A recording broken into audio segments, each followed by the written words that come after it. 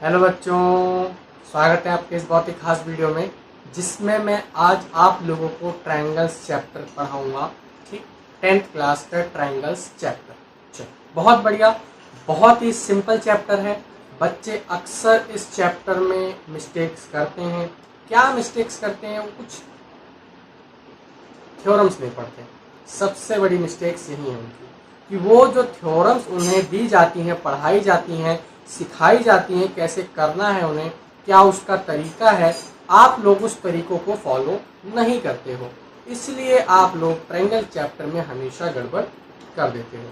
मैं आपको बता दूं कि ट्रायंगल चैप्टर बहुत ही आसान है। ठीक, इसमें आपको 4 थ्योरम मिलती हैं। बेसिकली 3 थ्योरम होती है, लेकिन एक एक्स्ट्रा क्यों? क्योंकि जो हम फर्स्ट थ्योरम है उसका अपोजिट भी हम लोग प्रूफ करते हैं। ठीक है, तो इसमें आप लोगों को बेसिकली 4 थ्योरम्स मिलती हैं। कौन कौन सी थ्योरम मिलेगी इस चैप्टर में आप लोगों को? सबसे पहले तो आप लोगों को मिलेगी बीपीटी। बीपीटी इसको हम लोग कहते हैं बेसिक प्रोपोर्शनैलिटी थ्योरम। ओके, तो इसको हम लोग क्या कहते हैं? Basic proportionality theorem. बात समझ में आई? ठीक है, इसको कई सारे लोग थेल्स थ्योरम भी बोलते हैं। क्या बोलते हैं? Thales theorem. बहुत से लोग थेल्स थ्योरम भी बोलते हैं, बहुत से लोग बेसिक प्रोपोर्शनैलिटी थ्योरम बोलते हैं, और बहुत से लोग बीपीटी भी बोलते हैं। ठीक, मतलब आप तीनों में से कोई भी नाम दे सकते हो, उसमें कोई फर्क नहीं पड़ता। ठीक, तीनों ही नाम सही है, तीनों ही नाम एक है, इसलिए कभी कंफ्यूज मत होना। एग्जाम में बीपीटी आए या बेसिक प्रोपोर्शनैलिटी थ्योरम आए या थेल्स थ्योरम आए, तीनों के तीनों एक ही है, प्रूफ आपको वही चीज करनी है। उसके बाद हम लोग पढ़ेंगे इनवर्स ऑफ बीपीटी, यानी कि इसका इनवर्स। ठीक है, मतलब अगर ये बीपीटी का इनवर्स, ये साइन आप में से बहुत से लोगों को कंफ्यूज कर रहा होगा। ये वाला, ये ना तो इधर कोई जा रहा है ना तो इधर कोई जा रहा है, ये होता है इक्विलिब्रियम का साइन। इक्विलिब्रियम का साइन, आप में से जिसका भी भाई बहन कोई भी जिसने साइन साइड से 11 12 बीटा वगैरह कुछ भी किया हो, उससे पता करना है क्या होता है इक्विलिब्रियम। ठीक है, तो बेसिकली ये साइन इक्विलिब्रियम का होता है। तो मैं तुझे बता रहा था, इसका मतलब होता है कि आपकी जो रिएक्शन है वो दोनों साइड से कंप्लीट नहीं हुई है, यानी कि उस साइड से भी हो रही है आधी और इस साइड से भी हो रही है। लेकिन यहाँ पे इसका क्या मतलब है कि ये बीपीटी में भी जा रही है और इनवर्स में भी आ रही है ना, यानी कि दोनों का अपोजिट भी है। इसका अपोजिट वर्जन इसी को आप लोग कह सकते हो, बीपीटी का अपोजिट वर्जन। ठीक, उसके बाद हम लोगों को पढ़ना है हम लोगों को एरिया सिमिलैरिटी थ्योरम। उसके बाद हम लोग को पढ़ना एरिया सिमिलैरिटी थ्योरम, और फिर लास्ट में हम लोग पढ़ेंगे पाइथागोरस थ्योरम, है ना। ये 4 थ्योरम्स हमको इस पूरे चैप्टर में पढ़नी है। इन्हीं 4 थ्योरम्स पे एक सवाल 100% आएगा आप लोगों का, 4 नंबर का 110% का सवाल। ठीक, इन 4 थ्योरम्स पे ही आपको उसको सॉल्व करना होगा। बेसिकली सवाल इस पे आता है या तो एरिया सिमिलैरिटी पे आता है। ठीक, बाकी सवाल इससे इससे इससे तो बिल्कुल बहुत ही रेयर चांस में आता है, बिल्कुल ही रेयर चांस में। बी इनवर्स और बीपीटी से बिल्कुल ही रेयर चांस में सवाल आता है। हाँ, वो बात अलग है कि सीबीएसई आपके साथ खेलने के चक्कर में इसको दे दे, लेकिन बहुत ही रेयर चांसेस में इससे सवाल आता है। पाइथागोरस से भी आता है, ऐसी बात नहीं है। पाइथागोरस थ्योरम सभी को पता होगी, जोर से बोलेंगे। हाइपोटेन्यूज का square is equals to base का स्क्वायर प्लस अल्टीट्यूड का स्क्वायर। इस थ्योरम को मैं प्रूफ करके बताऊंगा। ठीक है, बचपन से आप लोगों ने सुना तो होगा, सवाल भी कई सारे के होंगे भर भर के इस पे, लेकिन इसको प्रूफ करके दिखाएंगे यार। ठीक है, आने वाले कुछ वीडियोस में। ठीक है, ये थ्योरम्स काफी बड़ी बड़ी हैं, काफी ज्यादा टाइम लगता है इनको समझाने में, इसलिए हर एक थ्योरम का हम लोग पर्टिकुलर वीडियो बनाएंगे। ठीक है, तो आज की वीडियो में तो सिर्फ और सिर्फ हम लोग बीपीटी के ऊपर ही कॉन्सेंट्रेट करेंगे, सिर्फ और सिर्फ बीपीटी के ऊपर। ठीक है, आपकी इन चारों थ्योरम्स में सबसे बड़ी थ्योरम यही है, बीपीटी, और सबसे आसान थ्योरम भी यही है। ठीक, और दूसरे नंबर पे सबसे बड़ी थ्योरम है एरिया सिमिलैरिटी थ्योरम। थोड़ी सी इसमें गड़बड़ होती है लोगों से, सबसे ज्यादा गड़बड़ जहां होती है बच्चों से वो होती है पाइथागोरस थ्योरम। मतलब 110% फर्स्ट टाइम से सेकंड टाइम कोई भी इस थ्योरम को करता है उससे 110% मिस्टेक हो जाती है। ठीक, वो क्यों होती है, उसको मतलब खत्म करने का क्या तरीका है, वो हम आगे जब ये थ्योरम पढ़ाएंगे तब आप लोगों को सिखाएंगे। ठीक है, तो आज का बेसिक लेक्चर तो बस इसी पे होगा हमारा, बीपीटी पे। तो सबसे पहले आप लोग बीपीटी सीखने से पहले एक चीज सीखिए, उससे हम लोग कहते हैं similarity. What is this similarity? सबसे पहले बीपीटी सीखने से पहले आप लोगों को सिमिलैरिटी सीखना होगा, है ना। तो हमारा चैप्टर नंबर है 6, नाम है ट्राइंगल, है ना, नाम है ट्राइंगल। चलिए, बहुत बढ़िया। सबसे पहले सीखिए सिमिलैरिटी क्या होता है। आप लोगों ने इस साइन को तो देखा ही होगा, इस साइन को सभी लोग जानते होंगे, जोर से बोलेंगे क्या होता है, कॉन्ग्रुएंसी का साइन। कॉन्ग्रुएंसी का साइन कहते हैं इसे हम लोग, क्या कहते हैं, कॉन्ग्रुएंसी का साइन। कौन कौन से कॉन्ग्रुएंसी रूल्स होते हैं? एक होता है एस एस एस, एक होता है ए एस ए, एक होता है S A S, oh sorry A S A नहीं होता है, very sorry, angle angle side होता है। ठीक है, तो इन दोनों में अंतर क्या था, मैंने लिखा वही चीज था लेकिन अंतर क्या बताते हैं उनको। और चौथा क्या होता है, आर एच एस। ठीक है, अब तक आप लोग जितनी भी करते आए हो, कुछ भी करते आए हो, उससे फर्क नहीं पड़ता हमें। ठीक, लेकिन इसमें क्या होता है कि आपको सीक्वेंस वाइज चलना होता है, सीक्वेंस वाइज, यानी कि सबसे पहला रूल क्या है, साइड। तो आपको दो ट्राइंगल्स में सबसे पहले साइड को इक्वल करना होता है ना। उसके बाद साइड, फिर साइड को इक्वल करो, उसके बाद साइड, फिर साइड को इक्वल करो, उससे फर्क नहीं पड़ता। लेकिन दूसरे वाले में क्या अंतर है, अगर मतलब ए ए एस में और एंगल साइड एंगल में क्या अंतर है, देखो। इसका मतलब है सीक्वेंस क्या बन जाएगा इसका, एंगल, पहले एंगल इक्वल करो, फिर साइड इक्वल करो, फिर एंगल इक्वल करो, है ना। लेकिन इसका सीक्वेंस क्या बन जाएगा, पहले एंगल इक्वल करो, फिर एंगल इक्वल करो, फिर साइड इक्वल करो। ठीक, तो इन दोनों में अंतर क्या है, समझ आया। इसलिए एंगल एंगल साइड आपका कॉन्ग्रुएंसी रूल है, एंगल साइड एंगल आपका कोई कॉन्ग्रुएंसी रूल नहीं है। ध्यान रखना है चीज, इन दोनों में क्या अंतर है, बेसिक यही अंतर है। ठीक, फिर एस एस जानते हो आप लोग और आर एच एस जानते हो आप लोग, बताने की जरूरत है। ठीक, चलिए बहुत बढ़िया। तो ठीक इसी का भाई, कॉन्ग्रुएंसी के ही हम लोग भाई को कह सकते हैं क्या, कॉन्ग्रुएंसी के भाई को, एक सेकंड में अपने मार्कर को थोड़ी सी इंक पिला दूं यार, है ना, थोड़ी सी इंक पिला दे मार्कर को। इसमें कॉन्ग्रुएंसी का बिल्कुल अपोजिट भाई जिसे हम लोग कह सकते हैं, अपोजिट बिल्कुल, है ना, वो हमारा सिमिलैरिटी होता है, बिल्कुल अपोजिट भाई। ओके, बिल्कुल इसका अपोजिट, कॉन्ग्रुएंसी का सेम बिल्कुल अपोजिट। अब देखो इसमें क्या अंतर है और इसमें क्या अंतर है, अंतर समझाते हैं आप लोगों को। सबसे पहले थोड़ी सी हम मार्कर को इंक पिला दें। अच्छा, बहुत बढ़िया, अब इंक चमकने लगेगी, है ना। देखो, अब बात करते हैं हम लोग सिमिलैरिटी पे। सिमिलैरिटी, हाँ हाँ इंक चमक रही है, दिख रहा है मुझे। सिमिलैरिटी, ठीक है। सिमिलैरिटी क्या होता है, देखो ट्राइंगल्स में क्या होता है कि ये दोनों के दोनों सेम मेजरमेंट के होने चाहिए। यानी कि मेजरमेंट से मतलब अगर इसकी ये साइड 5 है तो इसकी ये साइड भी 5 ही होनी चाहिए, ये 4 है तो ये 4 होनी चाहिए, ये 3 है तो ये 3 होनी चाहिए। इन दोनों का सम सबको पता है 180 डिग्री होता है, ट्राइंगल का सम बताने की जरूरत है नहीं, 180 होता है ना। ठीक, तो इन इसका सम मान लो ये 45, ये 45 और एक मान लो 90 हो गया, तो ये वाला ही 45 होगा, ये वाला ही 45 होगा और ये वाला ही 90 होगा। ठीक है, मतलब एंगल भी सेम होने चाहिए, दोनों के मेजरमेंट्स और साइड्स के मेजरमेंट्स भी सेम होने चाहिए, तो ये क्या होता है, कॉन्ग्रुएंसी। लेकिन सिमिलैरिटी में क्या होता है, सिमिलैरिटी में ये अंतर होता है, मान लो ये वाली साइड 3 4 5 और ये 6 और 10। ये ट्रायंगल अब भी सिमिलर है। देखो कॉन्ग्रुएंसी का मतलब ठीक बिल्कुल उसका अपोजिट। जैसे मान लो एक ट्रायंगल रखा हुआ है, इसके सामने एक मिरर लगा हुआ है, कॉन्वेक्स मिरर लगा हुआ है इसके सामने। अरे ठीक है, लेंस मिरर पढ़ाएंगे तब समझाएंगे क्या होता है। ठीक है, इस ट्रायंगल के सामने मिरर रखा हुआ है। ठीक, यानी कि जो इसकी इमेज यहाँ पे बनेगी, मिरर के अंदर बता रहा हूँ, थोड़ा बाहर है, बाकी जो मिरर के सरफेस पे जो इसकी इमेज बनेगी, इसी को हम लोग कहते हैं कॉन्ग्रुएंसी।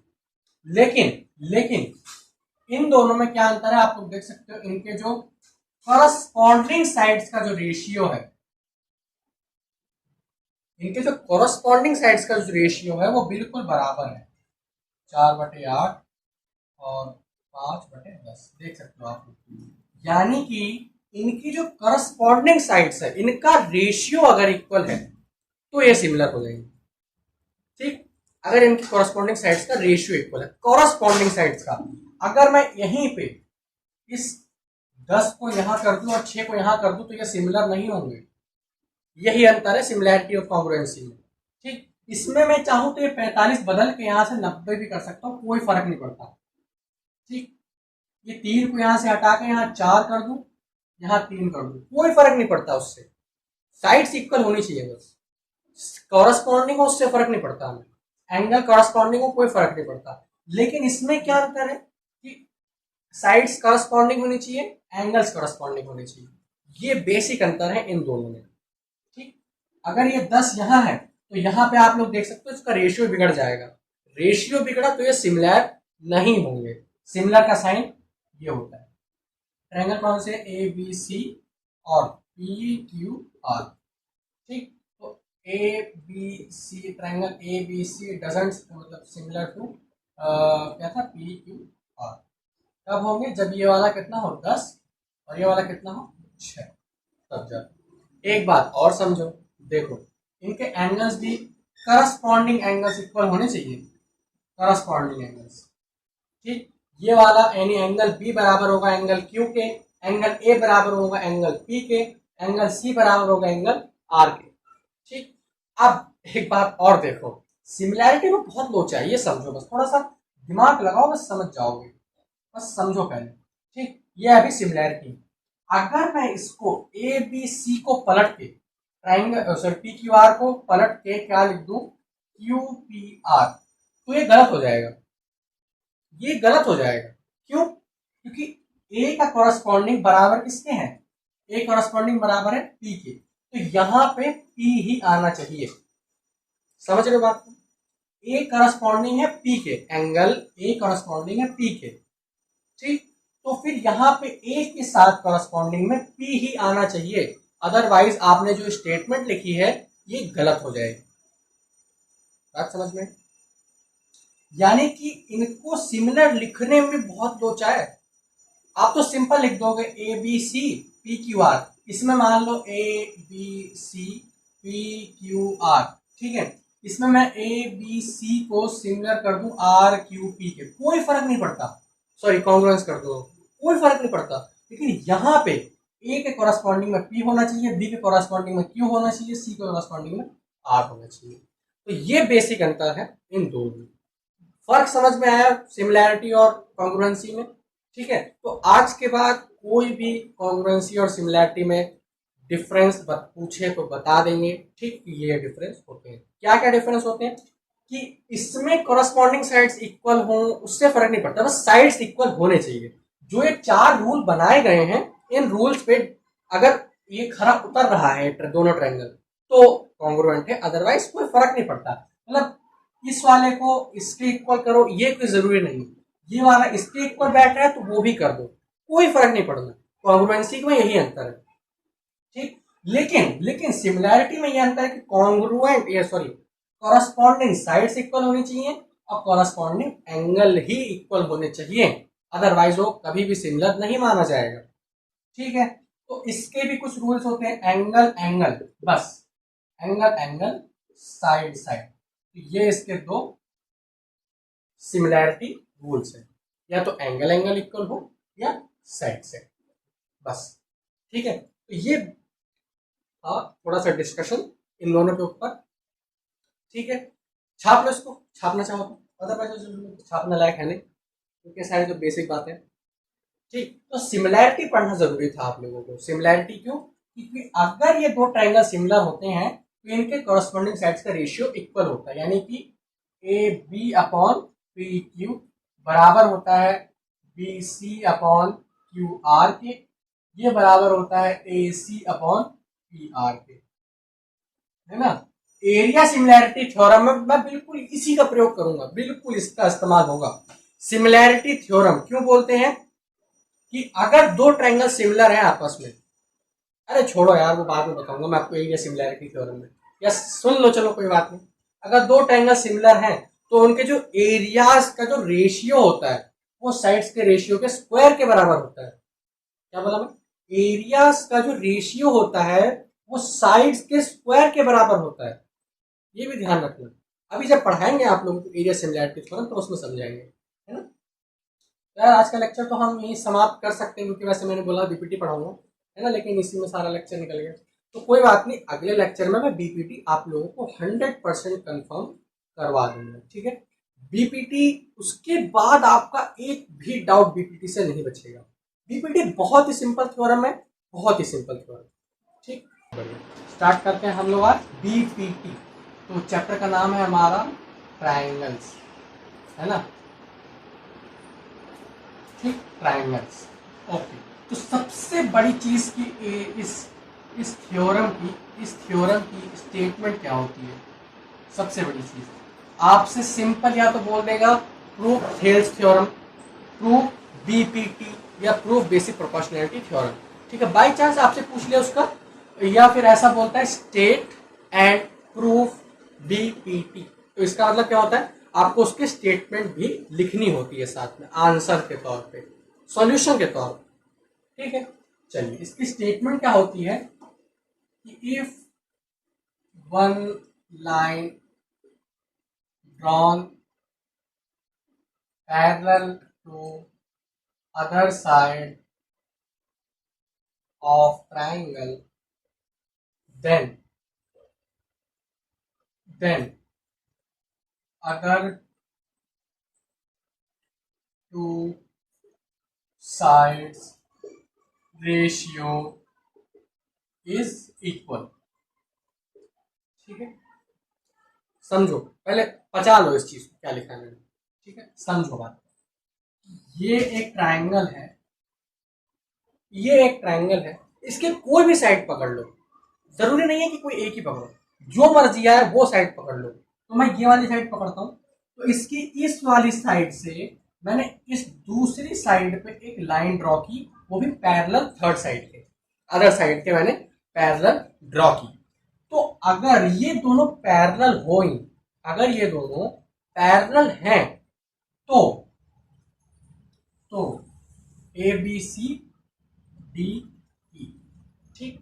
तो क्या होगा, यहां से हमें प्रूफ करना है ए डी अपॉन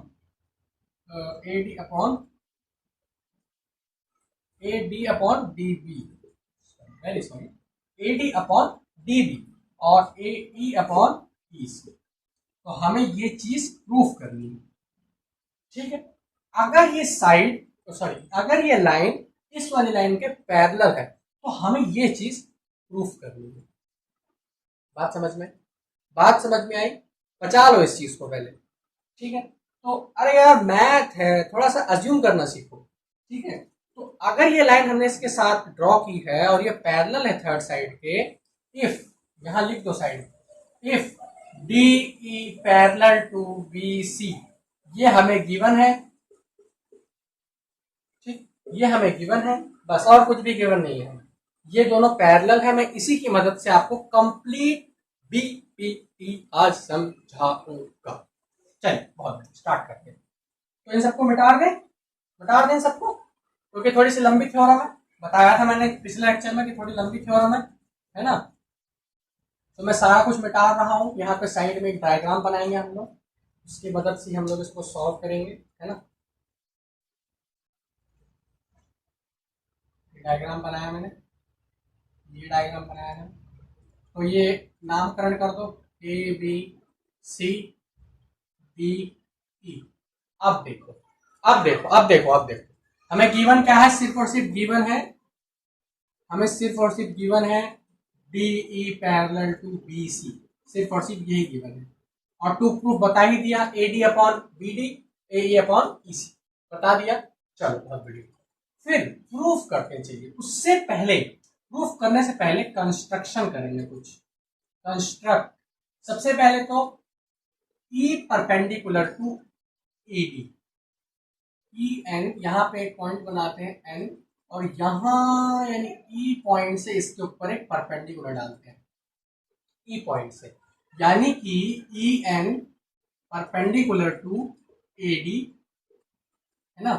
और फिर यहां से एक यहां डालते हैं परपेंडिकुलर, ई एम हो गया, ठीक है। और फिर डी एम परपेंडिकुलर टू ए ई, ठीक। मैंने यहाँ पे दो परपेंडिकुलर डाले, ध्यान रखना, दो परपेंडिकुलर डाले। फिर ज्वाइनिंग भी करनी है, क्या, बी को ई से और बी को सी से, join B to E and B to E and B to C. ये सारी चीजें करने के बाद हमारे पास कुछ इस तरीके का डायग्राम आता है। ये ध्यान रखना, परपेंडिकुलर डालना है ई से ए डी पे, फिर डी से ए ई पे, डाल दिया परपेंडिकुलर। फिर ई को बी से ज्वाइन करो, डी को सी से ज्वाइन करो। आप चाहो तो ये साइड ना लेके ये वाली साइड भी ले सकते हो, आपकी मर्जी है, आपके ऊपर डिपेंड करता है, ठीक है। कोई भी एक साइड उठा लो, ठीक। तो ये सब कुछ करने के बाद आओ प्रूफ करते हैं। तो सबसे पहले take triangle A D E with perpendicular E N, ये साथ में लिख देना अगर आप लोगों को प्रॉब्लम आती है। विद परपेंडिकुलर ई एन, इसका एरिया निकालते हैं।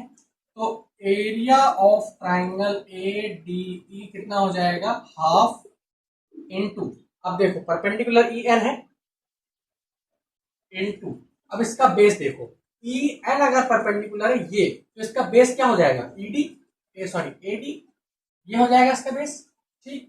तो area of A D E ये आ गया हमारे पास, half into E N. Perpendicular इसीलिए बोला था कि साथ में परपेंडिकुलर ई एन लिख लो, ठीक।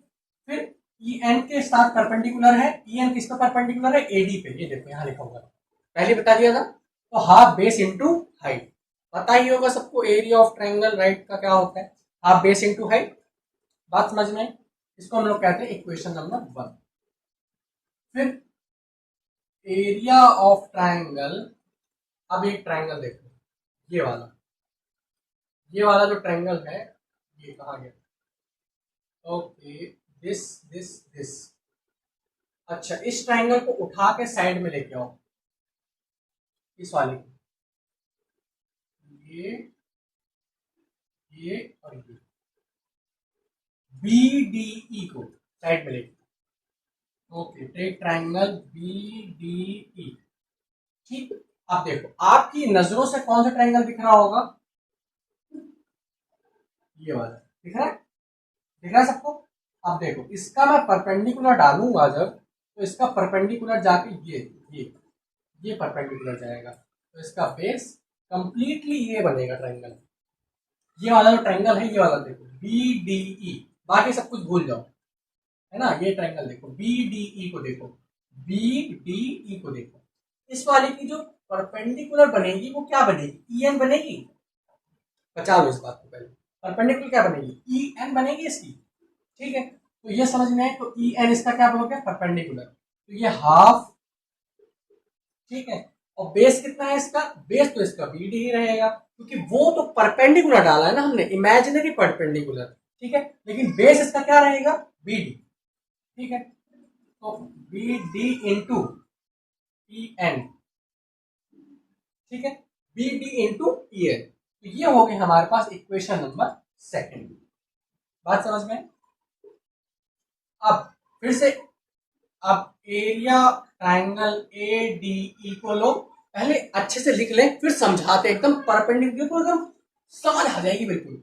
विद विद परपेंडिकुलर, इस बार भी एडीई को लो लेकिन इस बार परपेंडिकुलर चेंज कर दो, परपेंडिकुलर कर दो डीएम, परपेंडिकुलर इस बार डीएम हो गया, तो एरिया ऑफ ट्राइंगल हमारे पास हो जाएगा, इसको लिखते हैं टेक, यहां से एरिया ऑफ ट्राइंगल एडीई हो जाएगा, यहां से हमारे पास हाफ, बेस कितना है इसका, बेस तो इसका इस बार एई हो जाएगा, ध्यान रखना जो परपेंडिकुलर लो बेस भी उसका ही लेना, ठीक है, तो ये हो जाएगा एई इंटू डीएम, ठीक है, तो ये हो गया हमारी equation number third, equation number कितनी हो गई, थर्ड। और फिर लास्ट में ये वाला ट्रायंगल लो, ये वाला ट्रायंगल लो, है ना, यानी कि इस बार ट्रायंगल कौन सा हो जाएगा, डीईसी, तो यहाँ पे एरिया ऑफ ट्रायंगल डीईसी निकाल लें, एरिया ऑफ ट्रायंगल डीईसी, तो इस वाले का जो परपेंडिकुलर बनेगा वो क्या बनेगा, ये देखो ये वाला, इसका परपेंडिकुलर ये वाला बनेगा डीएम, इस वाले ट्रायंगल को देखो डीईसी का परपेंडिकुलर क्या बनेगा, डीएम बनेगा, ठीक है, तो यहां से एरिया निकालेंगे, एरिया ऑफ ट्रायंगल डीईसी निकालेंगे तो हो जाएगा हाफ इनटू बेस, बेस कितना है यहां से हमारे पास ईसी, जैसे इसका बेस लिया था बीडी वैसे इसका बेस लेंगे ईसी, और इसका जो परपेंडिकुलर वो कितना हो जाएगा डीएम, है ना, डीएम हो जाएगा, तो ये हो जाएगा क्वेश्चन नंबर 4, ठीक है, समझ में आई, चलिए बहुत बढ़िया, यहां तक समझ में आई, पचा लो पहले ये सारी चीजों को, पचा लो पहले, समझ में आया 4 इक्वेशन।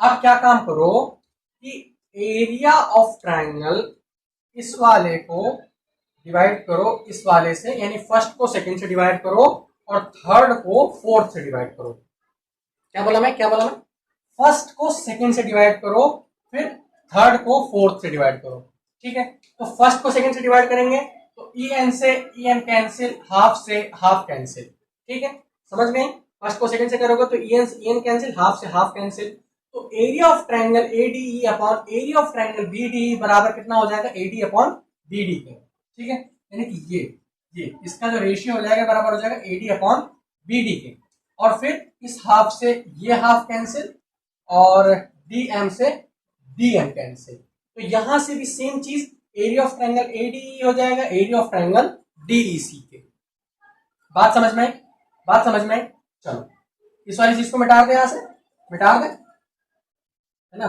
चलो तो हमारे पास फिर आया area of triangle ADE upon area of triangle ADE upon BDE, BDE हो जाएगा यहां से हमारे पास एडी अपॉन बीडी के, है ना, एडी अपॉन बीडी के, same area of triangle ADE upon area of triangle BDE के बाद यहां से हमें लेना है डीईसी, ये वाला ट्रायंगल हो जाएगा हमारे पास, क्या हो जाएगा एई अपॉन, अरे मिटार क्यों दिया हमने, ये हो जाएगा एई अपॉन ईसी के, बात समझ में आई, ये इतना आने के बाद फिर क्या होगा, अब देखो, अब मेरे को थोड़ा सा 9th क्लास को रिकैप करवाना पड़ेगा, 9th क्लास को एक बार याद करो, 9th क्लास में आप लोगों ने पढ़ा था if two triangles are made inside two parallel line, यानी कि दो पैरेलल लाइन के बीच में अगर दो ट्रायंगल सेम बेस पे बने हो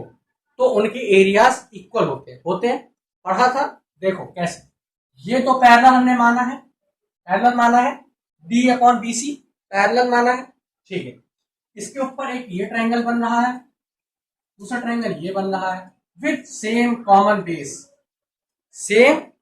बेस डीई, बन रहा है कि नहीं बन रहा, बोलो, बन रहा है, बहुत बढ़िया, बन रहा है, तो एरिया ऑफ ट्रायंगल, तो यहां पे मैं लिख दूं 9th क्लास, दिख रहा है क्या, नहीं दिख रहा, वेट मिनट, हाँ तो यहां लिखते हैं 9th क्लास,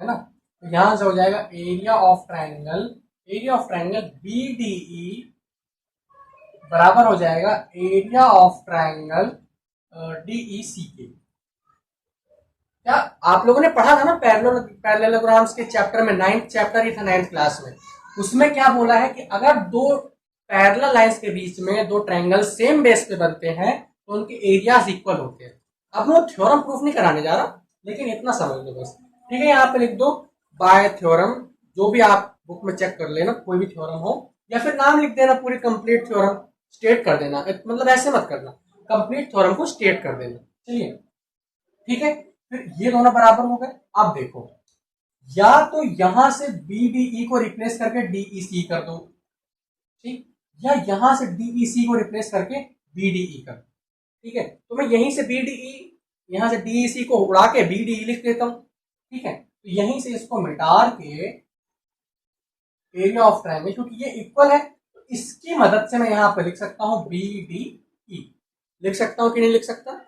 तो अब आप लोग देख सकते हो, ये दोनों इसके बराबर, ये दोनों इसके बराबर, फिर लास्ट में हमारे पास आ जाएगा AD अपॉन BDA बराबर हो जाएगा AE अपॉन EC के। Hence proof. पचा लो इसको, पचा लो, पचा लो, सोच लो थोड़ा सा फिर बताते हैं। सोच लिया, सोच लिया, मैं बताऊं, सुन। ट्रायंगल बनाया, परपेंडिकुलर कंस्ट्रक्ट किए, ज्वाइनिंग की, ज्वाइनिंग की, ये डायग्राम फिर याद ही रहेगा, उसमें कुछ हार्ड नहीं है। डायग्राम ज्वाइन किया, बहुत बढ़िया। फिर इस वाले ट्रायंगल को लो, एक मतलब एक बार ध्यान रखना कि जो परपेंडिकुलर ले रहे हो वही बेस लेना, ठीक है। फिर एक बार इस ट्रायंगल को लो EN बेस के साथ, एक बार इस ट्रायंगल को लो DM बेस के साथ, DM परपेंडिकुलर के साथ, ठीक है। दोनों को एरिया निकालो, फिर इस वाले ट्रायंगल को लो। देखो इस वाले ट्रायंगल का भी लॉजिक देखो आप लोग, ये ट्रायंगल अगर मैं सीधा बनाऊं, सीधा बनाऊं तो कुछ इस तरीके से बनेगा, कुछ इस तरीके से, ओके, उसको ऐसे सीधा बनाए तो ये कुछ इस तरीके से बनेगा, बनेगा। तो इसका परपेंडिकुलर अगर आप लोग डालोगे कुछ ऐसे ही बनेगा। ये ट्रायंगल अगर आप लोग सीधा करोगे तो ऐसे ही परपेंडिकुलर बनेगा इसका, इस ये वाला परपेंडिकुलर, ये वाला परपेंडिकुलर क्या है, EN। बात समझ में, लॉजिक समझो इसका, ठीक है। तो इसका परपेंडिकुलर है EN, तो इस बार ट्रायंगल आपने लिया BDE, इसका परपेंडिकुलर है EN, बेस है BD। तो इस तरीके से सॉल्व करने के बाद आपके पास लास्ट में ये और ये आती है, दो आपके पास थ्योरम्स और आती हैं, थ्योरम्स क्या होगा, इक्वेशंस, दो इक्वेशंस और आती हैं आप लोगों के पास। उन इक्वेशंस के बाद फिर ये चीज वेरी इंपॉर्टेंट, ये चीज अगर आप लोगों ने नहीं की तो यहाँ के बाद कुछ नहीं कर पाओगे। 9th क्लास की थ्योरम याद रखो कि if two triangles are made inside two parallel lines, ठीक है, then their areas are equal. तो यहाँ से एरिया इक्वल हो, दोनों में से किसी एक को रिप्लेस करो, फटाक से इक्वल कर दो, खत्म। कुछ नहीं है इस थ्योरम में, ठीक है। थोड़ी लेंदी जरूर है लेकिन कुछ भी नहीं है, बहुत आसान थ्योरम है, ठीक है। तो होप तो समझ आया होगा, ठीक है। तो आज की वीडियो के लिए बस इतना ही, फिर मतलब थ्योरम्स वगैरह मतलब पढ़ाएंगे, और भी थ्योरम्स बची हैं उनको पढ़ाएंगे, ओके। तो पढ़ाई करते रहिए, ऑल द वेरी बेस्ट।